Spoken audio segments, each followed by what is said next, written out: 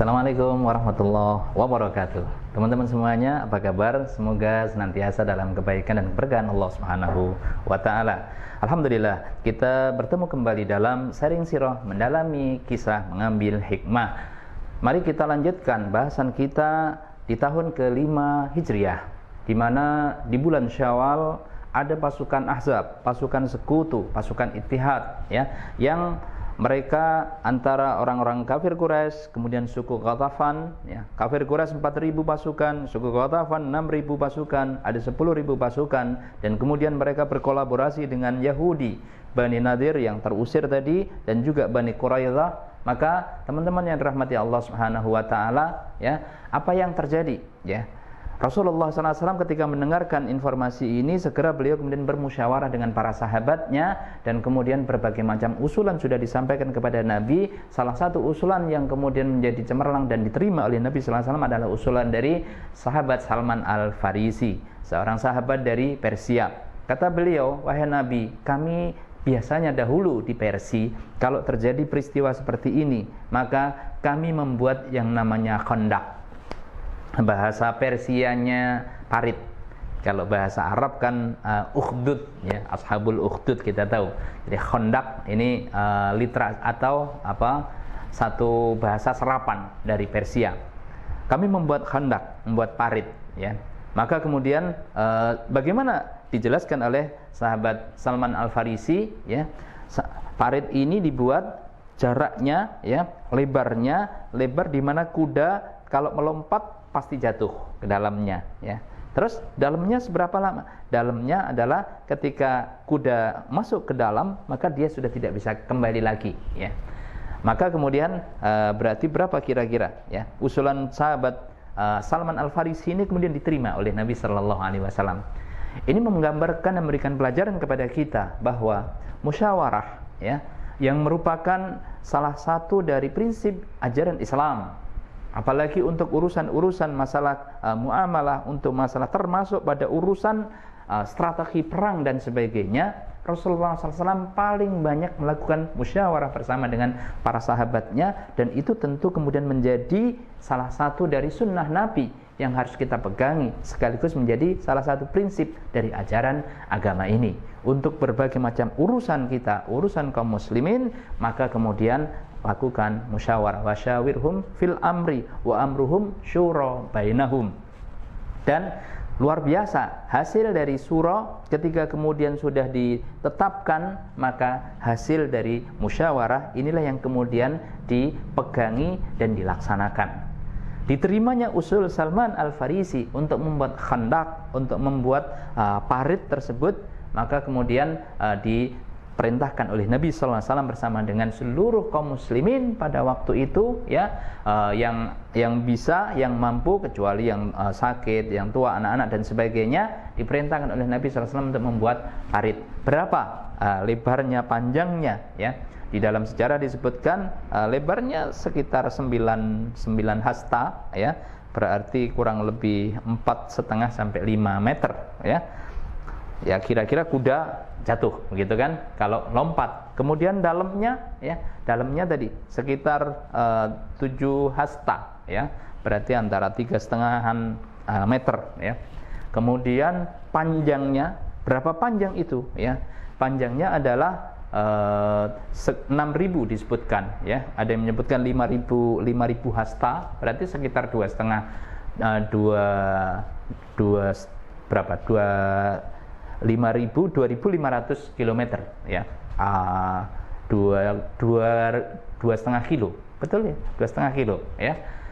Kenapa? Karena sebagaimana usulannya Salman Al-Farisi bahwa Madinah itu bagian selatan, bagian timur, dan bagian baratnya, ini pegunungan, perbukitan, dan juga kebun-kebun kurma dari Yahudi, ya. Sehingga tiga bagian ini tidaklah mungkin untuk ditembus pasukan, ya. Kenapa? Kebun-kebun kurma Yahudi itu karena di sana biasanya ada tembok-tembok yang merupakan benteng, semisal dengan benteng-benteng tinggi, ya. Dan itu sudah biasa, diantaranya karena pelitnya orang Yahudi, ya, karena pelitnya. Maka itu juga menjadi sunnahnya dari orang-orang Yahudi. Sekarang misalnya orang-orang Yahudi itu membuat tembok yang besar ya untuk memblokade Gaza. Itu termasuk strategi mereka ya. Nah, sehingga Rasulullah SAW juga perintahkan agar pintu-pintu dari kebun-kebun Yahudi itu yang kemudian harus ditutup, dan tembok-tembok itu sudah cukup, pegunungan-pegunungan juga sudah cukup untuk menjadi benteng. Tinggal wilayah bagian utara. Wilayah bagian utara itulah sekitar 5.000 hasta ya. Itu yang diperintahkan oleh Nabi SAW untuk membuat parit ya. Maka tentu kemudian kerja bakti yang luar biasa ya. Kerja bakti yang luar biasa. Padahal waktu itu ya dalam kondisi musim dingin dan logistiknya juga sangat-sangat terbatas. Sehingga di dalam sejarah disebutkan bahwa kaum muslimin pada waktu itu makannya sehari sekali. Ya, makannya sehari sekali, atau kadang-kadang 2 kali, ya, kadang-kadang 2 kali. Ya, tapi sehari sekali yang paling pasti, ya. Sehingga para sahabat ini banyak sekali mengganjal perutnya, ya, dengan satu batu karena lapar, ya. Ternyata pada waktu penggalian tersebut ada sahabat yang kemudian mengalami kesulitan untuk memukul ada satu batu besar yang sahabat tidak mampu, akhirnya lapor kepada Nabi Sallallahu Alaihi Wasallam, wahai Nabi, ini ada batu yang sangat besar, kami tidak bisa memecahkannya. Maka kemudian Rasulullah SAW sendiri yang kemudian turun minta kapak atau palu yang besar, ya, beliau kemudian angkat untuk memukul batu tersebut. Pada saat kemudian beliau mau memukul itu, baju beliau sempat terbuka dan terlihat diikat pinggang Nabi Sallallahu Alaihi Wasallam itu ada 2 batu untuk mengganjal perut beliau. Sehingga para sahabat melihat yang demikian, tentu ya mereka semuanya juga merasakan lapar, tetapi Rasulullah SAW mengalami kelaparan yang lebih, ya, rasa laparnya mengalami kelaparan yang lebih dibandingkan dengan para sahabatnya, yang bahkan mungkin tidak bisa ditanggung oleh sahabat-sahabat yang lainnya, ya. Seperti itulah pemimpin pada saat kalau Ki Hajar Dewantara mengajarkan apa? Ing ngarsa sung tulodo, ing madya mangun karso, tutwuri handayani. Seperti itulah langsung dipraktikkan kepemimpinan itu oleh Nabi Sallallahu Alaihi Wasallam dalam kondisi di mana masyarakatnya atau yang dipimpin dalam kondisi kekurangan, maka pemimpin siap untuk bahkan lebih kekurangan lagi, ya, lebih lapar lagi. 2 batu mengganjal di perut beliau, ya. Nah, teman-teman semuanya rahimakumullah, ketika kemudian Rasul mulai memukulkan batu, pukulan yang pertama, ya, itu kemudian pecah sepertiga. Pada waktu itu kemudian ada percikan api yang sangat tinggi, dan kemudian beliau sallallahu alaihi wasallam bersabda, Allahu Akbar, sungguh telah dibukakan untuk kita kaum muslimin, telah ditunjukkan kepadaku, ya, negeri Syam, kunci-kunci Syam itu nanti akan diserahkan kepada kita. Coba bayangkan, ini pada masa di mana masyarakat Madinah dikepung oleh 10.000 pasukan terbesar di Arab pada waktu itu, ya, yang tidak bisa terbayangkan. Ada rasa takut yang luar biasa, ada rasa lapar, bahkan ada rasa khawatir, ya, terhadap masa depan bangsanya, masa depan agamanya, masa depan keluarganya. Tetapi kemudian Masya Allah, Subhanallah, Fatabarakallah, Rasulullah memberikan mimpi-mimpi besar, ya, yang menjadi bisyarah nabawiyah bahwa kaum muslimin nanti akan bisa memenangkan Syam yang waktu itu dikuasai oleh Romawi. Kemudian yang kedua, pukulan kedua, pecah lagi, sepertiga lagi, dan ada percikan api yang sangat tinggi, dan kemudian beliau sallallahu alaihi wasallam mengatakan bahwa demi Allah telah ditunjukkan kepadaku, ya, kunci-kunci Persia akan ditaklukkan oleh Islam, ya, Persia yang telah ditunjukkan kepadaku putihnya istana Madain. Ini mimpi besar apa lagi yang luar biasa yang ditanamkan oleh pemimpin terbesar dan terbaik sepanjang masa Rasulullah Muhammad sallallahu alaihi wasallam kepada para pengikutnya, para kaum muslimin, ya. Dan ini menjadi sebuah kabar gembira yang pastinya Rasulullah SAW ketika sudah memberikan bisyarah, kabar gembira seperti itu pasti terjadi. Sebagaimana sebelumnya juga sudah kita sebutkan, ya, Ubay bin Khalaf, adiknya Umayyah bin Khalaf, itu pernah menyatakan kepada Nabi, aku akan membunuhmu. Tapi kata Nabi SAW, tidak, aku yang akan membunuhmu. Ya, begitu kemudian dia kena luka sedikit, sudah kesakitan luar biasa sampai kemudian dia sudah merasa mati. Ya, walaupun kemudian benar dia mati. Teman-teman semuanya dirahmati Allah Subhanahu Wa Taala. Dan yang kemudian pukulan yang terakhir memecahkan batu yang terakhir itu ada kilat yang sangat besar. Dan kemudian beliau sallallahu alaihi wasallam bersabda bahwa demi Allah telah ditunjukkan kepadaku istana-istana di Yaman yang nanti akan bisa ditaklukkan oleh kaum muslimin.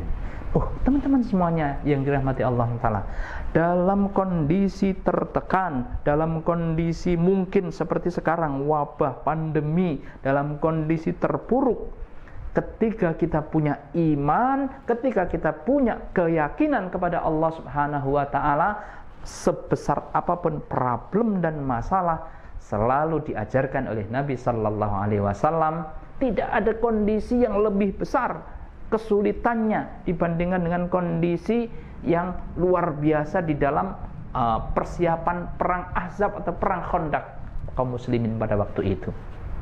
Tapi Nabi mengajarkan untuk apa? Menggelorakan semangat optimisme, semangat untuk bangkit, semangat untuk benar-benar mengupayakan, memperjuangkan cita-cita, bahkan cita-cita yang terbesar, ya, menaklukkan Syam, menaklukkan Persia, menaklukkan Yaman, ya.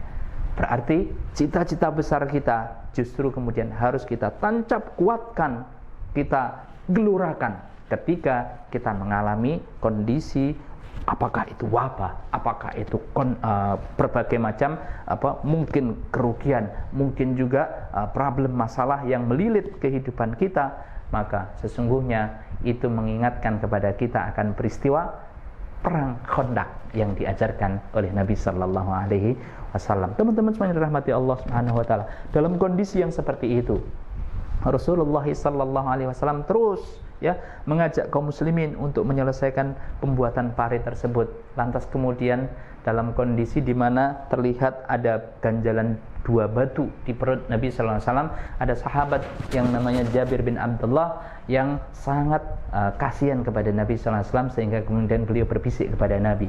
Setelah beliau pulang kepada istrinya, nanya ada apa, ya, barang bahan makanan dan sebagainya, tinggal ada beberapa gandum, ya, dan kemudian ada anak kambing. Baiklah kalau begitu, ya, kita persiapkan. Setelah persiapkan, ya, masak, kemudian menyampaikan, berbisik kepada Nabi, wahai Nabi, ini sudah siap, ada makanan untuk panjenengan, ya, untuk Nabi saja, karena gandumnya tinggal sedikit, dan kemudian ada anak kambing kecil yang kemudian disembelih untuk dimakan. Padahal pasukan total itu berapa? 3.000-an. Kalau di total sekitar 3.000, kata Jabir bin Abdullah.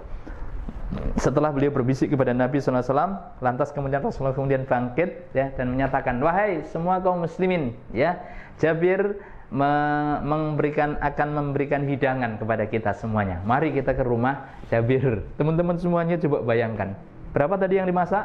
Hanya sedikit gandum dan hanya anak kambing kecil, ya. Tetapi Rasulullah kemudian memanggil berapa? 3.000 pasukannya, ya, diajak ke rumah Jabir, ya. Keringat dingin tentu. Loh kok banyak banget itu yang dipanggil oleh Nabi Sallallahu Alaihi Wasallam. Tapi itulah, tenanglah wahai Jabir, jangan ada yang menyentuh, biarkan aku yang melayani semua pasukan, ya. Ini juga pelajaran berharga bahwa menjadi pemimpin itu adalah melayani, bukan dilayani. Seperti itulah Rasulullah Sallallahu Alaihi Wasallam. Beliau kemudian datang ke rumah Jabir, dan kemudian jangan ada yang menyentuh kecuali aku yang melayani semua pasukan. Silahkan masuk. 10, ya, dilayani oleh Nabi, ya, makan dengan lahap, ya, 10 lagi, sampai semuanya makan dengan kenyang. Setelah itu kemudian beliau mengambil untuk Jabir dan istrinya, dan kemudian untuk beliau sendiri mengajak makan, ya. Dan setelah selesai, kemudian terima kasih, menyampaikan terima kasih, semoga Allah SWT memberikan keberkahan kepada keluargamu dan kepada hartamu. Ya. Jabir setelah itu bersama dengan istrinya melihat masih utuh makanannya. Allahu Akbar walillahil hamd. Teman-teman semuanya dirahmati Allah SWT. Tentu ini adalah mukjizat dari Nabi Sallallahu Alaihi Wasallam.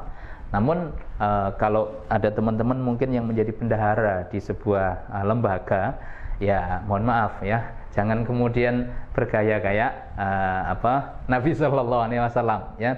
Oh ini ada perlu biaya yang besar seperti ini ya. Bagaimana? Oh tenang ya. Jangan ada yang mencari dan lain sebagainya. Ditutup saja ya, ditutup kain kemudian biar saya yang memberikan. Ya diambil habislah ketika kemudian bukan mukjizat Nabi Sallallahu Alaihi Wasallam. Nah, teman-teman semuanya dirahmati Allah Subhanahu wa taala. Bagaimana kemudian setelah persiapan pembuatan parit itu dengan baik? Semua kaum muslimin ya, pasukan telah ditempatkan oleh Nabi sesuai dengan posnya. Maka kagetlah kemudian 10.000 pasukan itu ya, ketika mau memasuki Madinah, mau menyerbu Madinah, dalam kondisi mereka disambut dengan parit-parit yang seperti itu ya. Maka kemudian mereka bertahan. Mereka bertahan sambil terus berusaha beberapa tempat ya. Di beberapa tempat kemudian ada satu pasukan, yang salah satu pasukan 1.000 pasukan itu yang pimpinannya adalah orang yang sangat kuat di Mekah. Kemudian beberapa parit yang relatif lebih kecil dibandingkan dengan yang lainnya ditutup dengan beberapa pasir, plek, ya. Kemudian masuk, ya. Begitu masuk, kemudian langsung menantang kaum muslimin. Nabi SAW segera kemudian ini titik sudah mau jebol ini, ya. Rasulullah SAW perintahkan siapa yang mau menghadapi dia, ya. Ini pimpinannya sangat piawai, luar biasa, ya, tinggi besar, ya. Maka kemudian yang maju Ali bin Abi Thalib. Ali bin Abi Thalib segera kemudian maju menantang mereka, walaupun secara fisik lebih kecil ya Ali bin Abi Thalib, tetapi kemudian beliau segera kemudian mulai duel dengan pimpinannya tersebut ya. Ketika kemudian duel, tidak lama kemudian Ali bin Abi Thalib bisa mengalahkan pimpinan tersebut dan akhirnya titik tersebut bisa diselamatkan ya. Titik di mana 1.000 pasukan hampir saja bisa masuk menembus ya. Teman-teman semua yang dirahmati Allah Subhanahu wa taala, setelah kemudian secara umum ya, pasukan musuh itu tidak bisa masuk kecuali bermaksud untuk mengepungnya. Ada seorang Ghatafan, orang kafir Quraisy sebelumnya, orang kafir dari suku Ghatafan. Namanya adalah Nu'aim bin Mas'ud al-Ghatafani. Nu'aim bin Mas'ud ini tiba-tiba saja datang masuk ke Madinah, mendatangi Nabi sallallahu alaihi wasallam. Wahai Nabi, aku telah bersyahadat ya. Apakah tahu saudara-saudaramu, kaummu tahu ya? Tidak ada yang tahu ya.